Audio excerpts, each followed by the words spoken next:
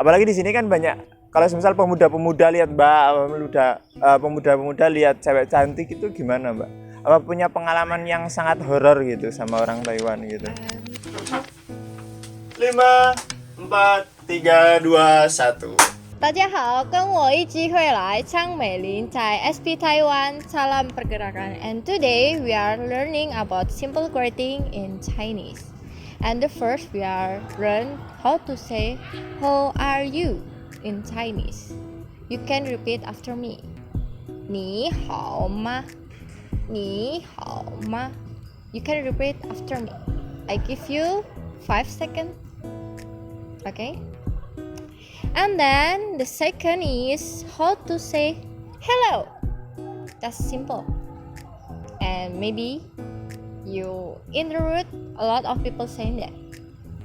你好，你好. You can repeat after me. That's meaning hello. And the third, how to say thank you. Thank you in Mandarin, we are saying 谢谢谢谢. You can repeat after me. And how to say good morning. 早上好早上好. And next, how to say good afternoon. 午安午安午安. You can repeat after me. 喂，嘿，你好。你好，你好，你是谁啊？我是乔美玲的。你是长辈的，这是我的 YouTube 是不是啊？我像是我以为是我吗？应该是我啊。哦，真的。你是哪里人啊？我是印尼人。Oh, ini orang Indo, Mbak, nggak bilang-bilang. Kenapa susah ngomong Mandarin, Mbak? Saya juga orang Indo, Mbak. Oke, oh ya.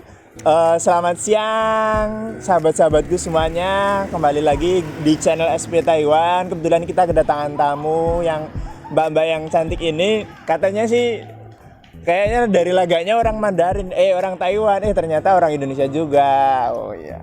Oke, mungkin sebelumnya kita bisa openingnya gini Mbak, bisa bareng ya Mbak yang tadi. Okay. Kayak bener-bener kayak yang tadi, salam pergerakan gitu ya. Salam pergerakan. Bareng ya, bareng. 1, 2, 3. Salam pergerakan. Oke. Nah, kan kayaknya tadi sangat lihai nih ngomong Mandarin ya Mbak. Dan kayaknya tadi udah belajar, ini para viewer udah dikasih lihat bagaimana belajar bahasa Mandarin dari greeting ya, dari sapaan, terus tadi sama mengucapkan selamat siang, selamat pagi, selamat petang itu, selamat tidur gitu ya. Hai kei ya, hai kei. Woi, hai kei ya. Itian hao lah. Kalau saya kan belajar bahasa Mandarinnya masih lambat lah, nggak seperti Mbak siapa Chang Melin. Kalau bahasa Indonesia nama Indonesianya siapa Mbak? Nama Indonesia saya Dias Nirmala Prakoso, cuman karena orang Taiwan itu ngomong D akan berakhir dengan T. Saya lebih dikenal di sini dengan sebutan Melin. Melin. Oh, oke.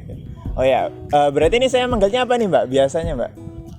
Melin aja. Oh, Melin. Oke ya. Berarti Mbak Melin ini belajar Mandarinnya sangat cepat. Ini kalau boleh tahu sih Mbak, berapa lama ini udah hidup di Taiwan ini? Kurang lebih 2 tahun. Oh, 2 tahun. Baru mau 2 tahun, masuk 2 tahun besok Maret ya. Terus keluarga saya nggak punya keturunan darah Chinese, jadi saya belajar di sini tuh bisa ngomong Chinese karena terpaksa. Oh, karena terpaksa. Ya, tuntutan hidup. Oke, siap. Tapi sangat cepat loh Mbak, baru 2 tahun tapi sudah, kalau nggak salah itu kan Mbak Melin ini juga udah jadi banyak narasumber di acara TV kayak itu kalau nggak salah talk show gitu kan ya, itu ya, jadi narasumber kayak gitu. Berarti jam terbangnya udah tinggi. Berarti sangat jelas bahwa bahasa Mandarinnya sudah tidak diragukan lagi kan kayak gitu. Exactly, saya masih merasa di bawah daripada yang lain. Saya rasa banyak orang yang lebih hebat daripada saya. Cuman karena kehidupan di Taiwan ini tuh menurut saya cukup struggling. Terus saya juga masih kuliah S2, saat ini belum selesai. Setiap ada kesempatan cuman saya berani coba. Masalah keberhasilannya seberapa itu saya pikir terakhir. Jadi saya coba. Siap. Yang penting mulai dulu gitu ya. Iya. Nah, ini ngomong-ngomong kan pembelajaran bahasa Mandarinnya kan cepat, Mbak. Fast learner bisa dikatakan orang yang belajar dengan cepat gitu. Nah, tips triknya untuk bisa belajar bahasa Mandarin. Karena kan bahasa Mandarin ini kan bisa digolongkan kepada bahasa yang sangat sulit untuk dipelajari, pun dari segi nadanya ataupun dari segi penulisannya. Oh, apalagi penulisannya. Kalau teman-temanku bilang itu tulisan apa gambar atau tulisan dewa itu. Saking sulitnya kita pelajari itu, Mbak. Kalau saya sendiri baru bisa berbicara sama mendengarkan itu lebih baik daripada menulis, karena menulis saya rasa juga masih kurang waktu, masih kurang jam terbang. Terus bagaimana trik atau tips untuk saya belajar Mandarin itu, yang pertama adalah munculnya niat, kemauan untuk belajar sadar. Karena setelah bahasa internasional, bahasa Inggris, kita tahu itu bahasa Mandarin karena negara Cina menguasai perekonomian dunia, dan Betul, itu fakta. Nah, kalau itu kan tipsnya. Nah, itu kalau di keseharian itu belajar bahasa Mandarin selama berapa lama, Mbak?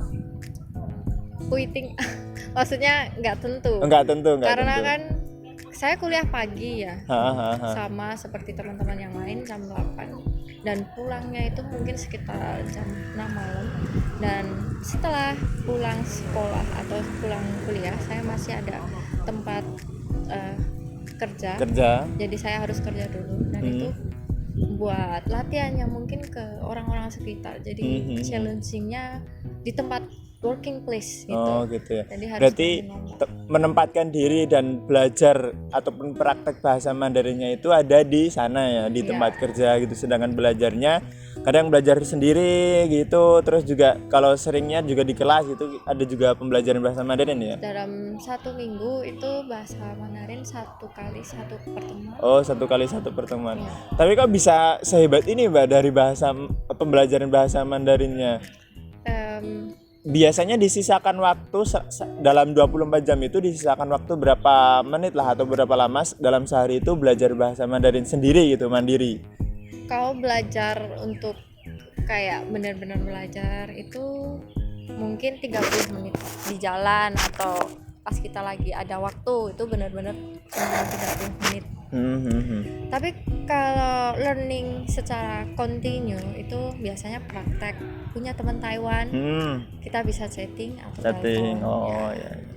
Terus seandainya kita nggak ngerti, ting putong, nisus, cingwan nisus sama. Oke, kita akan cari teman yang bisa ngomong bahasa Inggris, dan kita bikin kenapa bisa salah paham. Oke ya, mungkin tapi secara garis besar setidaknya kita berani dulu ya, Mbak, berani untuk ngomong bahasa Mandarin. Soalnya kan kebanyakan orang juga pasti kalau dari segi teori sudah ngelotok, tapi kalau misal dari segi prakteknya kadang masih nol besar ataupun masih gagu-gagu gitu. Berarti kan dari tadi Mbaknya yang paling jelas itu kita berani ngomong dulu sama orang Taiwan gitu. Ya, intinya berani sih, soalnya banyak orang mikir kalau nanti aku salah ngomong gimana, grammarnya salah gimana, ntar aku dibully, ntar aku diserang netizen. Itu nggak penting, yang penting kalian improving dulu. Everything is take time semua. Jadi kalau ada orang punya teman yang salah ucap, entah itu grammar atau apa, aku biasanya langsung, kamu hebat kok, cuman lebih baik seperti ini. Oke, berarti penugaran yang halus kan kayak gitu ya. Ya memang sih semuanya butuh proses, apalagi dalam waktu 2 tahun ini Mbaknya sudah punya pengalaman di hidup di Taiwan. Nah, pengalaman Mbak hidup di Taiwan itu, apalagi Mbaknya cantik ini, pasti ada sesuatu yang beda ataupun pengalaman yang berbeda yang dihadapi Mbaknya gitu terhadap orang-orang Taiwan. Ataupun gimana sih orang Taiwan itu di sini gitu? Kalau aku selama aku nggak kuliah, maksudnya nggak jam-jam kuliah, saya berada di luar kan ya. Saya itu kumpul-kumpul sama anak TKI dan TKW. Oh, TKI, TKW. Tapi bukan kumpul kebo ya, Mbak? Bukan.